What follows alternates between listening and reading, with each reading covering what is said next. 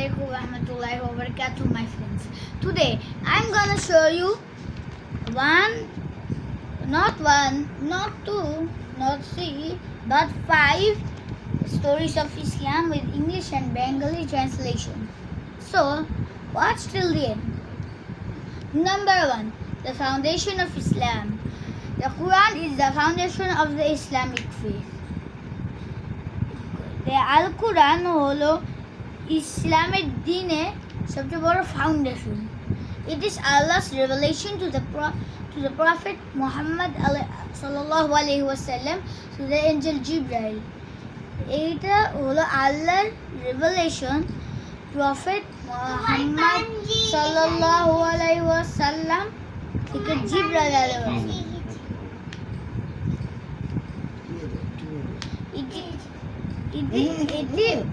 এটি হলো আল্লাহর রেভেলেশন প্রফেট মুহাম্মদ সাল্লাল্লাহু আলাইহি ওয়াসাল্লাম থেকে Angel Jibrail.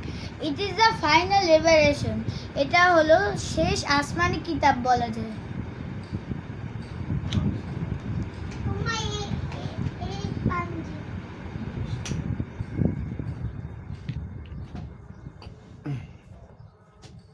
It preserves whatever was revealed before it.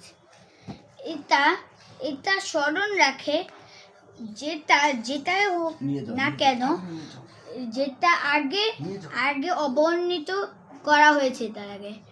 From the first prophet Adam alayhi wasallam to the last prophet Muhammad sallallahu alaihi wasallam. আমাদের প্রথম নবী হযরত মুহাম্মদ সাল্লাল্লাহু আলাইহি ওয়াসাল্লাম থেকে আমাদের শেষ মহানবী হযরত মুহাম্মদ সাল্লাল্লাহু আলাইহি ওয়াসাল্লাম. The passage of centuries has not affected the word of the Quran. সেই কয়েক ডেকেডের সেঞ্চারিজ একটা কোরআনের শব্দ এফেক্ট করে নাই. It is preserved in its entirety as it's. ওইটা স্মরণ রাখা হয়েছে তার ইন্টায়ারিটি যেখানে আছে. The salats are original verses and have not been borrowed from other texts. সালাদগুলা নামাজগুলা যেগুলা আসল আয়াত আর ওগুলা অন্য ভার্স থেকে নেওয়া হয়নি অথবা ধার নেওয়া হয়নি. In Ramadan, many countries, people to this day finish the entire Quran in special prayers called Tarawih.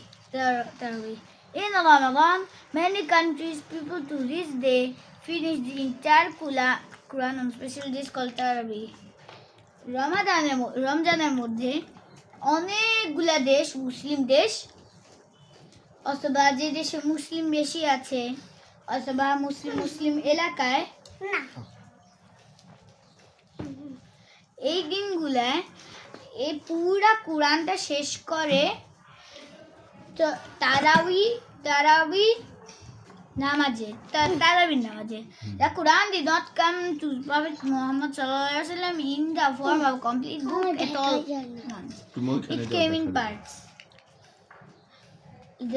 The Holy Quran ওইটা part Prophet Muhammad sallallahu alaihi wasallam একটা পুরো একটা বড় একটা বই ভাবে আসে নাই. ওইটা পার্ট করে এসেছে across a period of his lifetime. ওর মুহাম্মদ সাল্লাল্লাহু আলাইহি ওয়াসাল্লামের লাইফ টাইমের 20 বছরের লাইফ টাইম পিরিয়ডে 20-23 বছর বলা যায়. কারণ প্রফেট মুহাম্মদ সাল্লাল্লাহু আলাইহি ওয়াসাল্লাম নবুয়ত পেয়েছিল তার যখন 40 বয়স. সে মারা গিয়েছিল যখন তার জন্মদিনে যখন সে 63 ইয়ার্স ওল্ড হয়েছে. আর এটা মানে সে 23 বছর ধরে কোরআন শরীফ বানিয়েছে. The first part came as early as 610 AD when he was in Makkah. প্রথম পার্টটা এসেছে যখন সে মক্কায় ছিল 610 সালে. যখন সে মক্কায় ছিল সে আয়াতগুলো হলো সূরা আল-কাফের প্রথম 5 আয়াত. আউযু বিল্লাহি মিনাশ শাইতানির রাজিম. বিসমিল্লাহির রহমানির রহিম. ইকরা বিসমি রাব্বিকাল লাযী খালাক খালাকাল ইনসানা মিন আলাক اقرأ وربك الأكرم الذي علم بالقلم علم الإنسان ما لم يعلم كلا ما لم يعلم. The final part came in 632 AD in Medina. আর শেষ পার্টটা 632 AD in Medina. মানে দেখা যায় এই যে মোহাম্মদ সাল্লাল্লাহু আলাইহি ওয়াসাল্লাম 22 বছর ধরে কোরআন শরীফ তার উপর নাজিল হচ্ছিল, সেখান থেকে সে 22 বছর ধরে কোরআন শরীফ পার্ট করে অ্যাড করতে আসে আর পড়তে আসে আল্লাহর নাম অনুযায়ী। আর এখানে শেষ পার্টটা হলো মদিনায় আসে 632 AD-তে, আর ফাইনাল পার্টটা হলো সূরা মাইদার কোথায় জানি আছে, বড় একটা সূরা তো বলা যায় না কোথায় আছে। Through address to the entire humanity, যেখানে ওইটা পুরা সংক্ষিপ্ত আছে,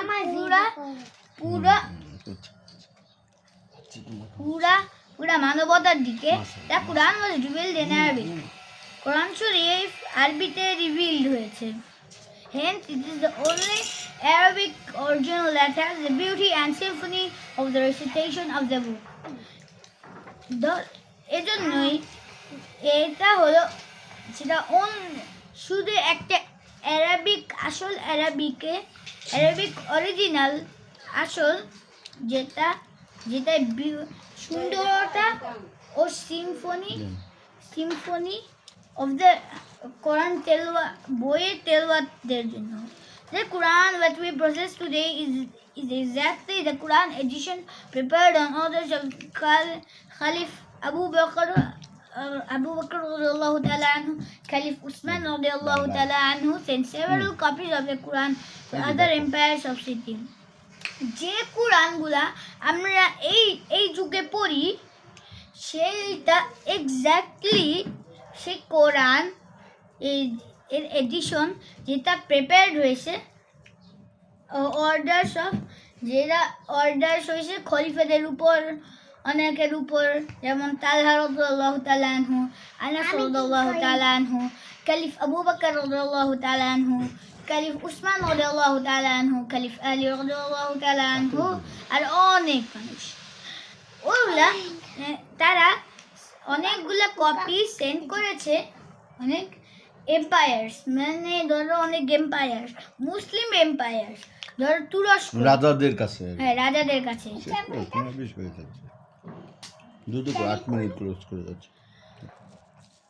আর when the Quran was revealed, যখন কোরআনটি অবতীর্ণ হয়েছে, it was written down in Arabic Kirtas, ওইটা লেখা ছিল আরবি কিরতাসের সময়।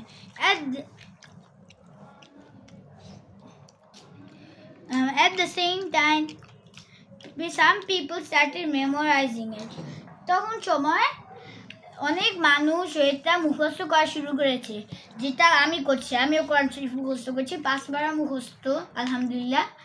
এখন আমি 25 নম্বর পাড়ায় 30 পাড়া থেকে শুরু করি। ওইটাকে হাফেজ হওয়া বলে। হাফেজ হওয়া মানে কোরআন শরীফ মুখস্থ। যারা হাফেজ তারা অবশ্যই আল্লাহর অলি হন, আর তারা সবসময় আল্লাহর বন্ধু, আর তারা অবশ্যই জান্নাতে যাবেন। With that tradition of being a হাফেজ, সেই ট্র্যাডিশনটা যখন হাফেজ হওয়ার সময় one was memorized the Quran and all its 114 chapters and over 6,000 verses. এক মানুষ যে কোরআনটা মুখস্থ করেছে, সব 114টা সূরা ও 6,686টা আয়াত। Yet it is a book that is to be read slowly. এখনো এই বইটা আস্তে আস্তে পড়ার একটা বই হয়ে যাচ্ছে। One has to understand its words and explore their meaning. একটি মানুষ ওইটাকে বুঝতে হবে ও ওদের তাফসীর মানে মিনিংটা বুঝতে হবে, আর এক্সপ্লোর করে অন্যদেরকে বোঝাতে হবে। The Quran itself says, وَرَتِّلِ الْقُرْآنَ تَرْتِيلًا. Recite the Quran slowly and distinctly.